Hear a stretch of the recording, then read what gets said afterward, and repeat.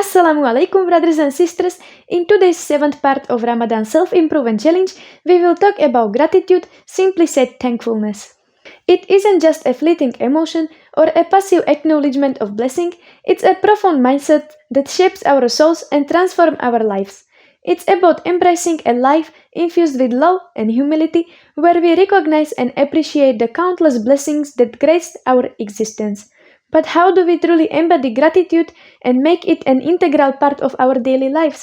As Muslims, we are called to cultivate gratitude not only for the blessings we receive, but also for the challenges and trials that shape our journey. It's about recognizing that every experience, whether joyful or difficult, is an opportunity for growth and reflection. In the words of the Quran, be grateful to Allah, and whoever is grateful for the benefit of himself. Gratitude is a mindset and attitude towards life that cleanses our souls of negative emotions and uplifts our spirits. It's a choice we make every day to focus on the abundance in our lives rather than dwelling on scarcity or discontent. By adopting a gratitude mindset, we cultivate patience, happiness, and resilience in the face of adversity. But despite knowing the importance of gratitude, many of us struggle to practice it consistently. Why is that?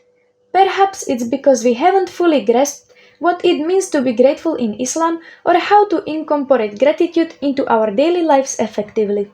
To truly understand gratitude in Islam, we must recognize that it's not merely about uttering the words Alhamdulillah, but also acknowledging the source of all blessings, which is Allah subhanahu wa ta'ala. Gratitude isn't just a formality, it's a profound acknowledgement of our dependence on our Creator and in His infinite mercy. Moreover, gratitude extends beyond expressing thanks for only major blessings, it encompasses appreciation for the small joys and comforts that we often overlook. From the ease of taking a shower to the gift of faith, our Iman, every blessing, no matter how seemingly insignificant, warrants our gratitude.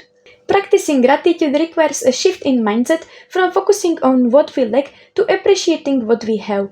It's about reframing our perspective and recognizing the abundance that surrounds us even in the midst of challenges.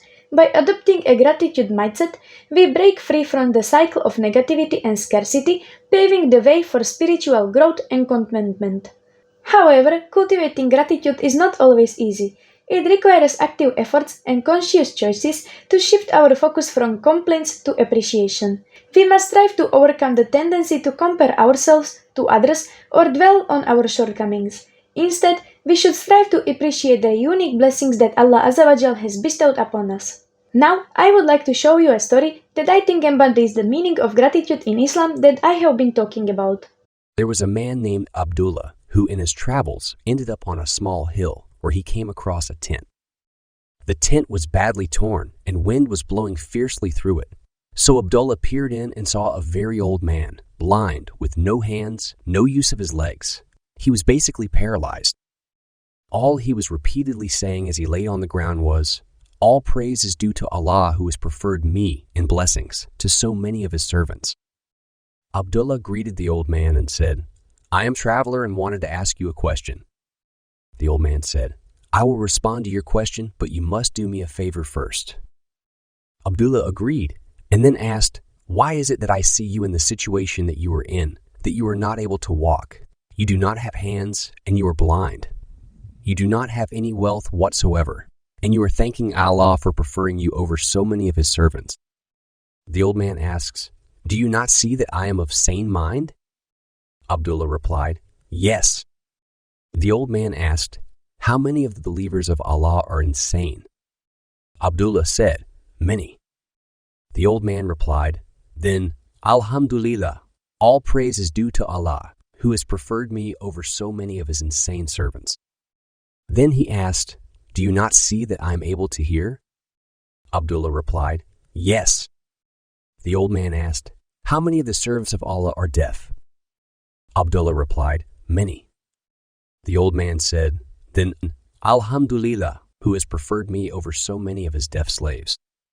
The man goes on and points out that he can still speak while so many of the servants of Allah are mute. He goes on to mention how he has been blessed with the belief in Allah while other people are worshipping idols, etc. Then Abdullah asked, "So what is the request that you have?" The old man replied, "All my family members have died. The only one person I have left is a small boy who brings food and helps me with everything as I cannot bring food or even feed myself. Yesterday the boy went out, and he hasn't come back until now. So will you help me find him?" So Abdullah went out in search of the boy. After a period of time, he learned from nearby villagers that the boy had died. Abdullah was tempted not to go back to the old man, but he couldn't bring himself to do that.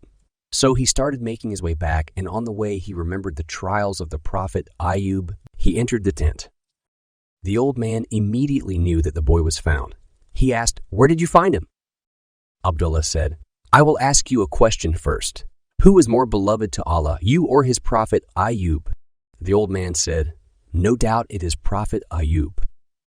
Abdullah then asked, "Then who has had a more difficult test, you or his prophet Ayub?" The old man said, "No doubt his prophet Ayub." Abdullah then says, "Seek the reward then from Allah. I found your boy, but he has passed away." The old man replies in supplication, saying, "La hawla wa la quwwata illa billah. Inna lillahi wa inna ilayhi raji'un. Ashhadu la ilaha illa Allah. There is no power or might except with Allah. Indeed, to Allah we belong, and to Him is our return. I testify that none is worthy of worship but Allah." And the man kept repeating this supplication over and over again. He kept remembering Allah and then started taking deep breaths until he finally died. Abdullah then washed the body, wrapped it in a shroud, buried the man, and prayed over him. That night, Abdullah saw the old man in a vision. The old man looked strong and young in his 30s and in excellent health. Abdullah asked him, "How did you get here? How did you become better? How did you change so much?" The old man replied, "My Lord brought me into paradise, and it was said to me, 'Peace be unto you for what you have borne patiently, and what a good end you got.'" This story of the old man is a reminder for us, and a metaphor that each one of us is in reality entirely dependent on Allah, whether we recognize it or not. We work hard to earn a living. We bear children that we raise. We study and get a good education. And we put in a lot of effort to have a decent life. But ultimately, the good life we have is but a blessing of Allah. The old man enters paradise, as hopefully we will, for having forbearance, fortitude, as well as trust in and gratitude to Allah, as Allah promises in the Quran, "If you are thankful, then I will increase you."